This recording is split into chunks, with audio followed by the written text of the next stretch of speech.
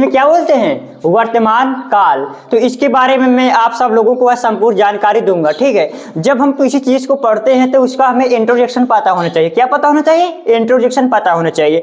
तो अब हम जानेंगे कि प्रेजेंट इंडेफिनिट टेंस का इंट्रोडक्शन क्या होता है, ठीक है। तो इसका इंट्रोडक्शन ये होता है, जिन हिंदी वाक्यों के मुख्य क्रियाओं के अंत में ता है, ती है, ते हूं, ता हूं आदि शब्द आते हैं तो वहां पर प्रेजेंट इंडेफिनिट टेंस होता है।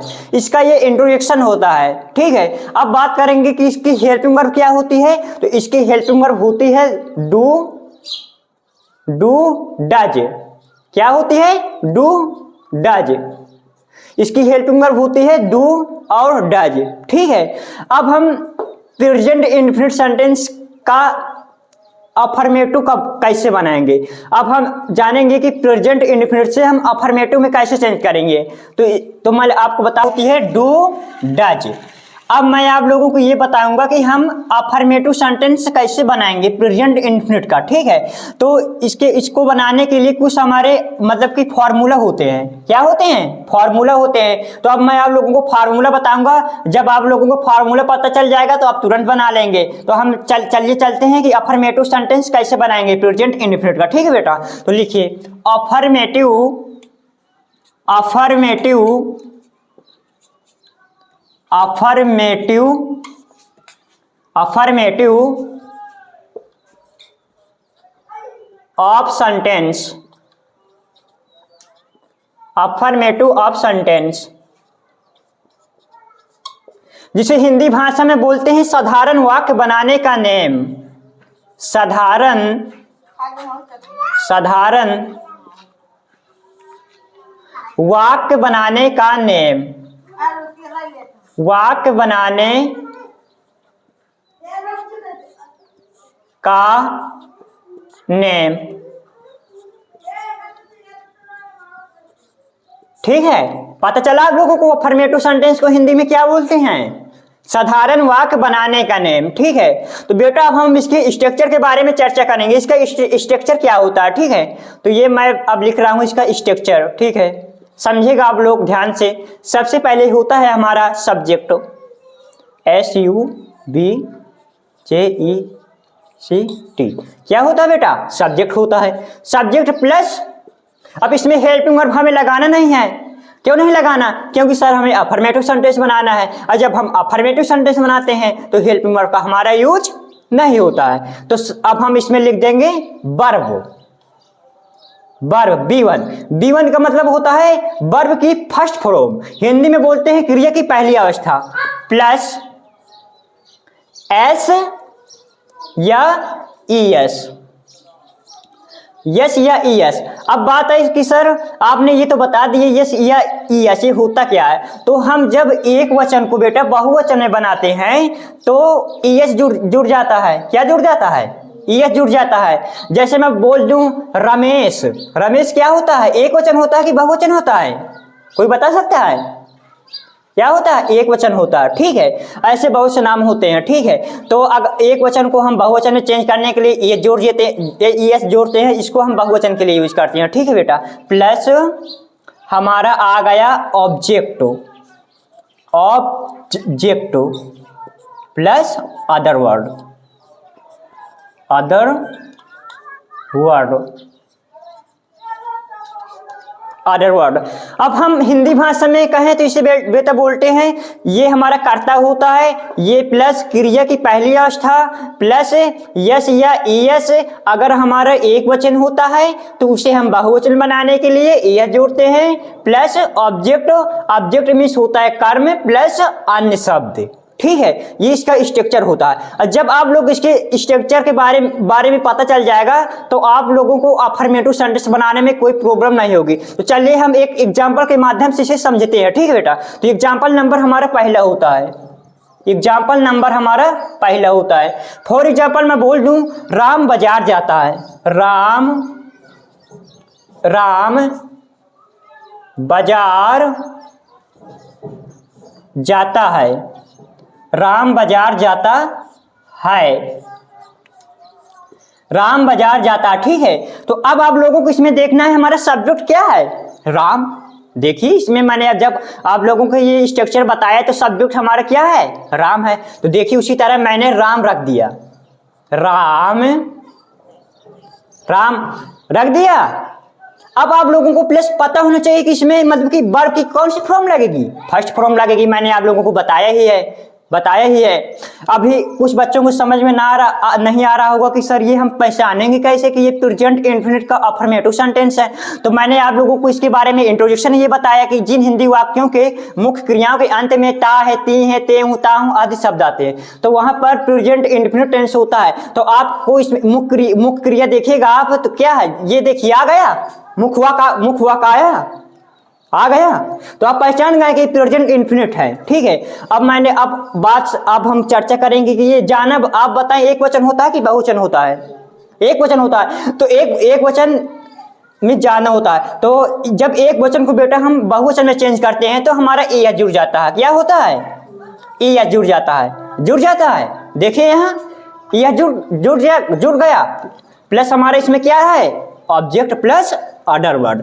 तो राम बाजार जाता है, तो राम में गोज टू कहां जाता है, बाजार जाता है। ये देखिए पूरा हमारा अदर वर्ड आ गया, ये हमारा सिंपल बन गया, अफर्मेटिव बन गया। अब देखिए हमारा उसी तरह सब्जेक्ट हमें लिख दिया।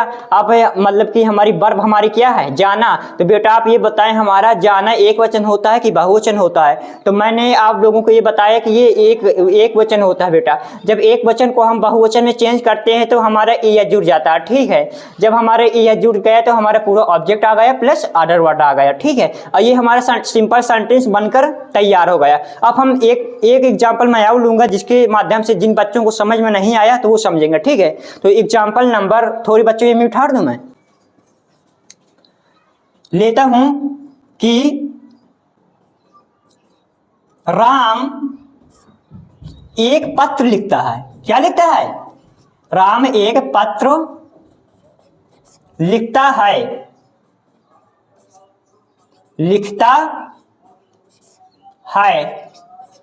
राम एक पत्र लिखता है। ठीक है, तो आपको इसमें देखना पड़ेगा हमारा सब्जेक्ट क्या है। सब्जेक्ट है हमारा राम। तो देखिए मैंने उसी तरह राम लिख दिया, राम। अब राम क्या लिख रहा है, राम एक पत्र लिखता है। तो आप ये बताएं वर्ब हमारी क्या है, लिखना। और लिखना का मीन्स होता है राइट। तो देखिए मैंने उसी तरह राइट लिख दिया, राइट लिख दिया। आप लोगों से कोई बता सकता है लिखना एक वचन होता है कि बहुवचन होता है? बता सकता है? वचन होता है। ठीक है, तो ये देखिए राम राइट्स अ लेटर। ये देखिए हमारा सेंटेंस बनकर तैयार हो गया। अब जैसे जैसे फॉर एग्जाम्पल से मैं बोल दूं कि वह बाजार जाता है तो ही गोज टू मार्केट। जैसे फॉर एग्जाम्पल मैं बोल दूं तुम कानपुर जाते हो तो यू गोज टू कानपुर। जैसे मैं बोल दूं तुम इलाहाबाद जाते हो तो यू गोज टू इलाहाबाद। जैसे मैं बोल दूं वह खाना खाता है तो ही गोज। फॉर एग्जाम्पल अब देखिए बच्चों बोर्ड बढ़ गया तो मैं आप लोगों को मतलब कि आवाज के माध्यम से समझाऊंगा।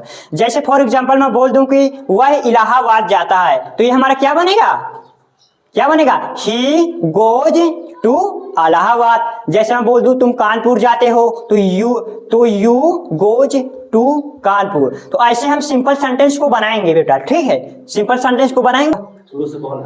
तो जैसे फॉर एग्जांपल में अब राम बाजार जाता है तो ही गोज टू मार्केट, वह कानपुर जाता है ही गोज टू कानपुर, वह इलाहाबाद जाता है ही गोज टू इलाहाबाद। ऐसे बहुत से ट्रांसलेशन होते हैं सिंपल बनाने के लिए प्रेजेंट इंडेफिनिट सेंटेंस में। ठीक है, तो मैंने आप लोगों को ये बताया कि हम अफर्मेटिव कैसे बनाएंगे। अब आप लोग अफर्मेटिव बनाना सीख गए हैं बताओ, सीख गए हैं। अब जब आप लोग अफर्मेटिव बनाना सीख गए हैं तो हम अब दूसरी वाक्य के बारे में चर्चा करेंगे। ठीक है, तो अब हम जानेंगे सर हम अब सिंपल तो बना दिए लेकिन अब जब जहां हेल्पिंग वर्ब लगती है डू या डज तो इस तरह के सेंटेंस हम कैसे बनाएंगे। ठीक है, तो इसके लिए भी कुछ रूल्स होते हैं, उसके बारे में मैं आप लोगों को अभी बताता हूं। ठीक है,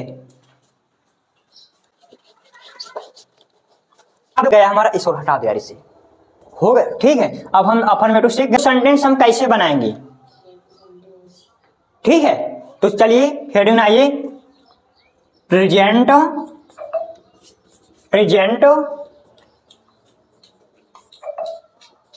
इंडेफिनिट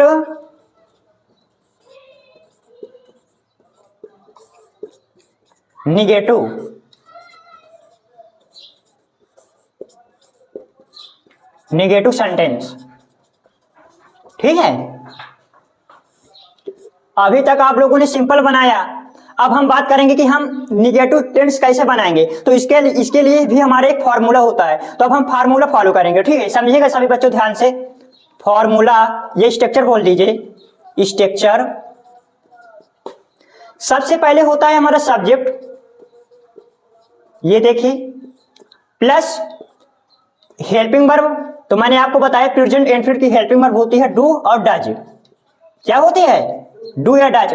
अभी तक हम अफर्मेटिव बनाते थे तो हेल्पिंग वर्ब हम नहीं लगाते थे, क्योंकि अब हम अफर्मेटिव नहीं बनाना है तो हम हेल्पिंग वर्ब का यूज तो करेंगे। क्यों? क्योंकि हम निगेटिव बनाएंगे, और जब हम निगेटिव बनाएंगे तो जरूर हमें हेल्पिंग वर्ब लगाना पड़ेगा। तो subject plus do does not, क्योंकि हम निगेटिव बना रहे हैं, प्लस B1 क्रिया की पहली अवस्था, plus object, plus other word.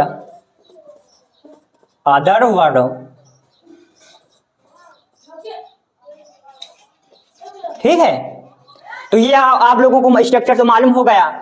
हाँ, अभी तक हम क्या करते थे कि सबसे पहले हम सब्जेक्ट लिख देते थे, क्योंकि हमें अफर्मेटिव बनाना था। तो सब्जेक्ट लिख देते थे और हेल्पिंग वर्ब हम नहीं लगाते थे।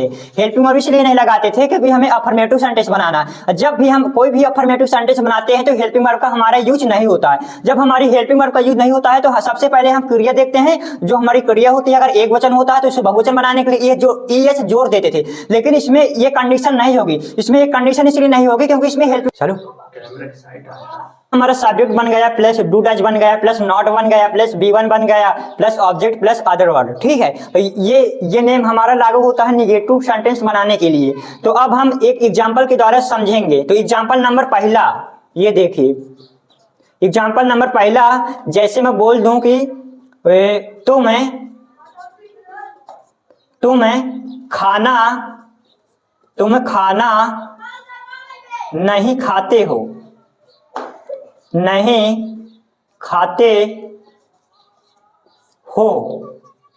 तुम खाना नहीं खाते हो। तो ठीक है बेटा, तुम खाना नहीं खाते हो, तो आपको इसमें देखना पड़ेगा हमारा सब्जेक्ट क्या है। सब्जेक्ट हमारा यू है। क्या है? यू।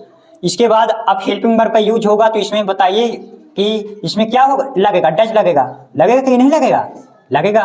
प्लस हमें निगेटिव बनाना है तो हम नॉट लगा देंगे। प्लस हमारी वर्ब क्या है? खाना नहीं खाते हैं। तो खाना क्या मीन्स होता है? ईट मीन्स होता है बेटा। ठीक है, तो ईट लिख दिया, वर्ब हमारी मिल गई। ईट द फूड, ये देखो पूरा हमारा फ्रेज मिल गया। Other word, subject plus helping verb plus not plus verb plus object plus other word, पूरा हमारा सेंटेंस बनकर तैयार हो गया। पक्का? अब एक दूसरा एग्जांपल मैं आप लोगों को और समझाऊंगा, इसको मैं मिठाई दे रहा हूं। तो एग्जांपल नंबर दूसरा समझाऊंगा मैं। क्या समझाऊंगा? दूसरा। तो एग्जांपल मैं ले लूं कि राधा कानपुर नहीं जाती है। कहां नहीं जाती है बेटा? नहीं, कानपुर नहीं जाती है। तो आपको इसमें देखना है हमारा सब्जेक्ट क्या है? राधा। तो ये देखिए हमने राधा लिख दिया। उसी तरह अब बताइए, राधा एक वचन होता है कि बहुवचन होता है? क्या होता है? बहुवचन होता है। तो ये देखिए डू लगा दिया, प्लस नॉट। गोज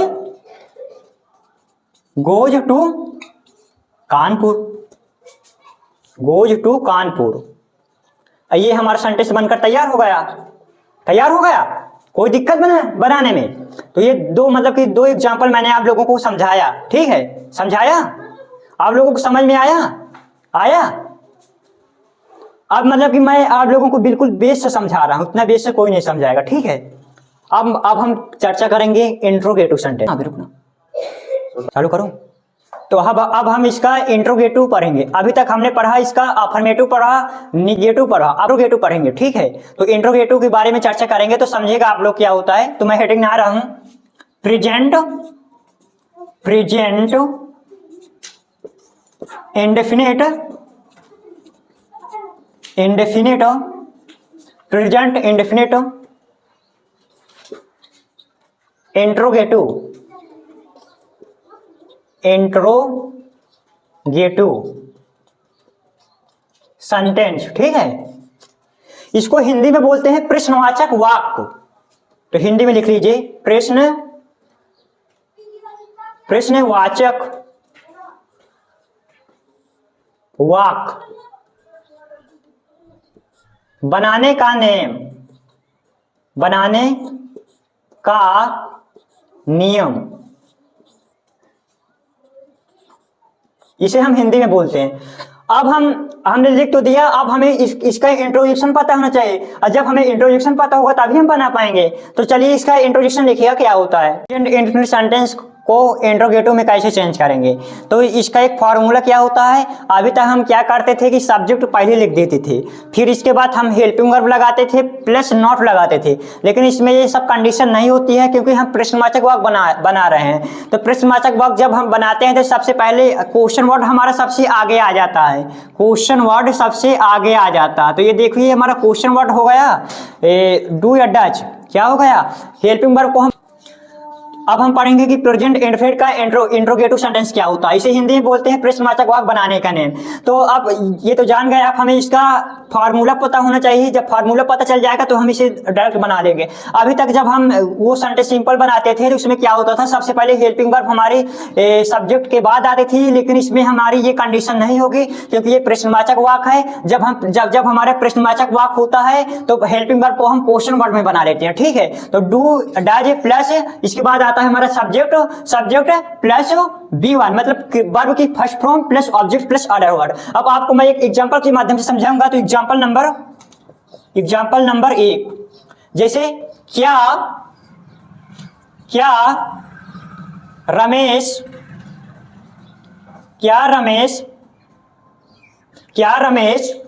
अपना पाठ याद करता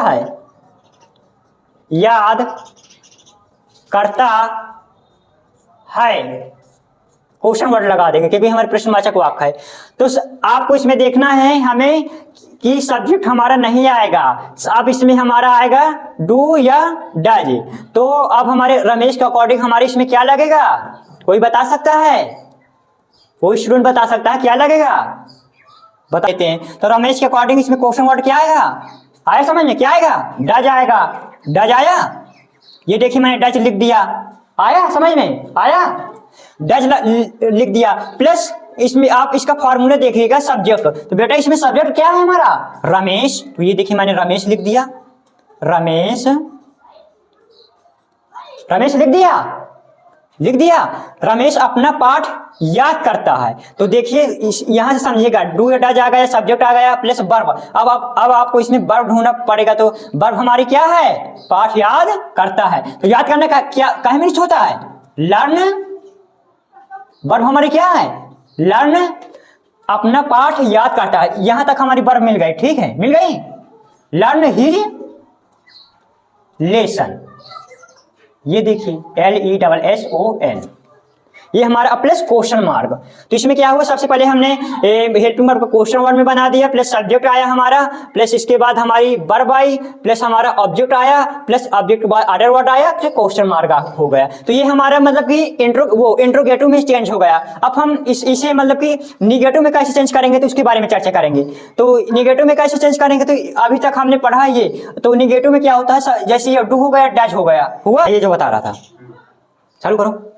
तो देखिए क्वेश्चन वर्ड हमने बना दिया क्योंकि प्रश्नवाचक वाक्य है। जब प्रश्नवाचक वाक्य आता है हमारा तो हेल्पिंग वर्ब को हम क्वेश्चन वर्ड में चेंज कर देते हैं। तो रमेश का अकॉर्डिंग क्या लगेगा, डज लगेगा। क्यों लगेगा बेटा, क्योंकि रमेश हमारा एक वचन होता है, तो एक वचन के लिए हेल्पिंग वर्ड डज का यूज करेंगे। तो ये हमारा क्वेश्चन वर्ड बन गया, प्लस सब्जेक्ट आ गया हमारा, प्लस ये हमारा वर्ब मिल गई, लर्न हिज लेसन। अब हम बात करेंगे कि प्रेजेंट इंडेफिनिट का हम इंट्रोगेटिव जो होता है उसको निगेटिव में कैसे चेंज करेंगे, ठीक है। तो इसमें आप लोगों को क्या करना है, सबसे पहले डू डज आया, प्लस इसके बाद आपको सब्जेक्ट के बाद प्लस नॉट लगा देना है। क्या लगा देना है, नॉट लगा देना है। तो ये देखिए नॉट लग गया। तो इसमें कुछ नहीं करना, देखो डज हो गया, रमेश हो गया, रमेश के बाद आपको इसमें नॉट लगा देना है। और नॉट लगाने के बाद पूरा वह प्रेज हो जाएगा। यहीं से आज मेरी क्लास समाप्त होती है। अगर आप लोगों को समझ में आया हो तो लाइक सब्सक्राइब करने